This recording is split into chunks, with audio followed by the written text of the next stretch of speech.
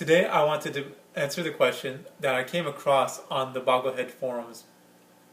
A poster asked the question of whether everyone's saving enough to accumulate 20 times annual earnings for retirement would lead to inflation.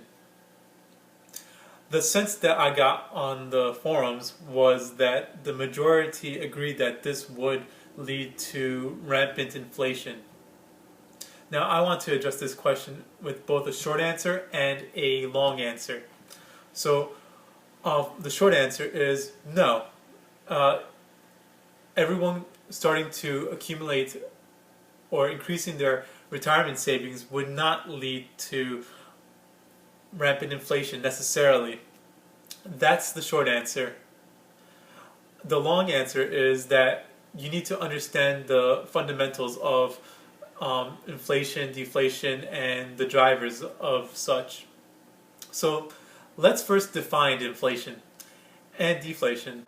Inflation is the rise of prices of goods and services over time. Deflation is the decrease in prices of goods and services over time.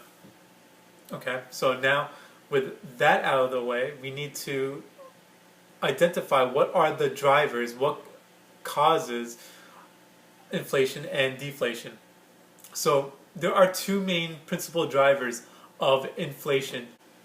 One would be that the monetary supply is growing at a greater rate than the economic productive output of the economy.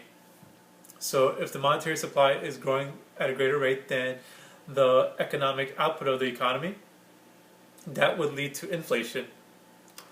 Alternatively, inflation could be caused by the economic output of the economy decreasing at a greater rate than the monetary supply is shrinking.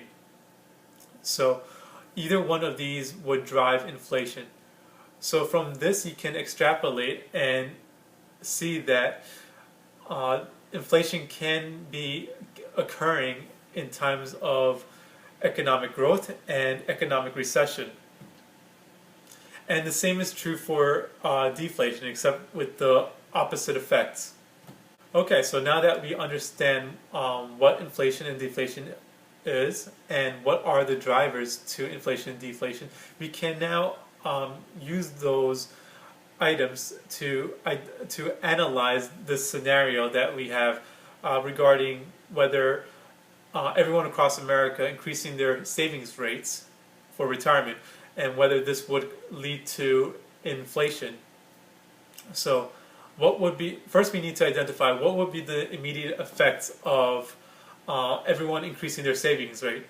Well, there will be less people spending money, and as a result there will be less money entering the monetary system, entering the market, and this would lead to a shrinking in the monetary supply.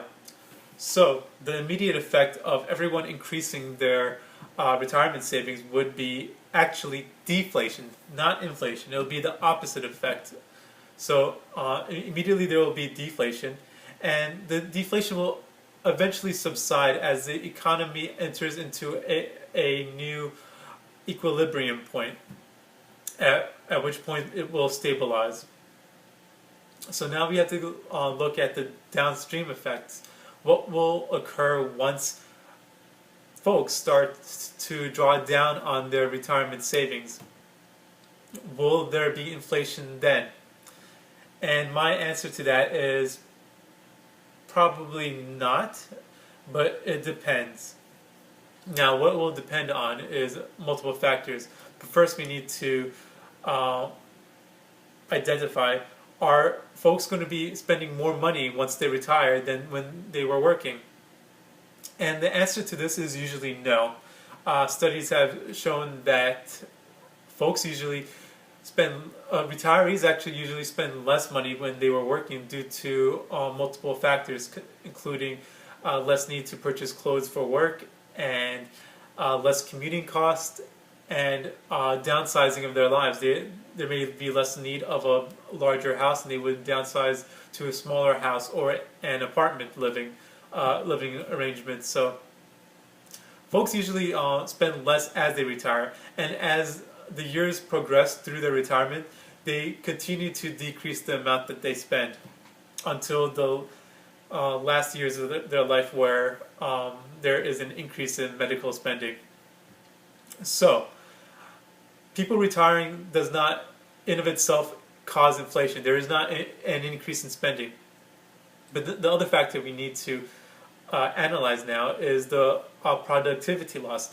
Will all these folks entering retirement and not working result in a constraint on the productivity and the output of the economy?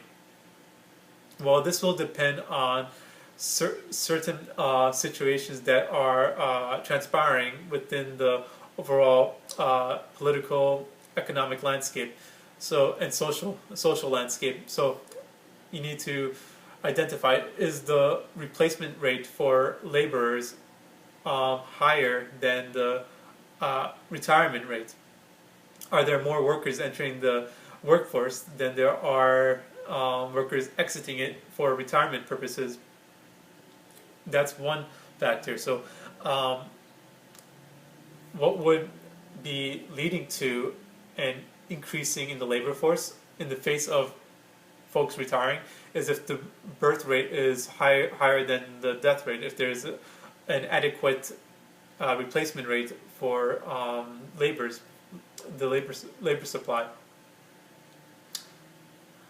The next factor that you also need to question is whether if the replacement rate, if the birth rate is not high enough, is there enough immigrants entering the country to pick up the slack and to add to productivity and the output of the economy, and to replace the workers who are retiring? That is another question you need to identify. And then, even if you find that the labor supply is actually shrinking, it does not necessarily mean that the economic productivity and output of the economy is going to shrink. Another element that you need to identify is whether worker productivity is increasing enough to offset the decrease in the labor supply.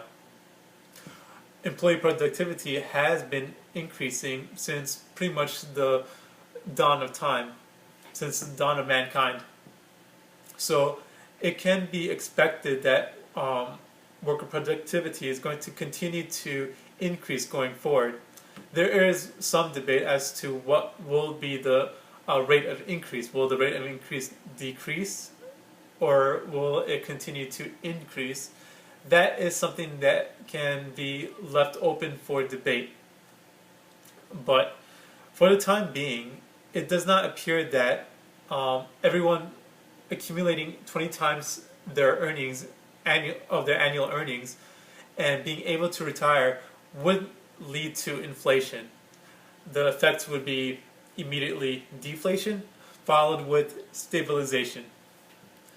All right, well, thank you so much for joining me for this question. If you have any other comments or questions, you can go ahead and feel free to leave it in the comments below. All right, everyone, have a great day.